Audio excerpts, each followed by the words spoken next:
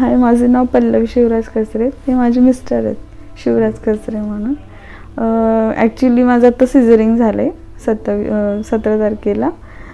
So खूप चांगला experience होता, इकडचे नर्स वगैरे.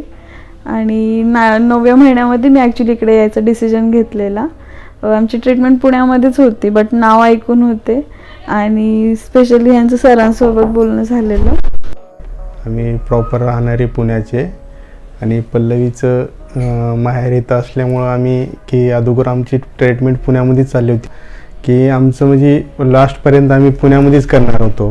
पण आम्ही ज्यावेळेस नेटवरती सर्च केल्याच्यानंतर आम्हाला प्राचीन हॉस्पिटल हे भेटलं. म्हणजे तिथं कॅशलेसची वगैरे सुविधा होती. आणि विशेष म्हणजे आपले मंगेश डाके सरांसोबत माझं बोलणं झालं होतं.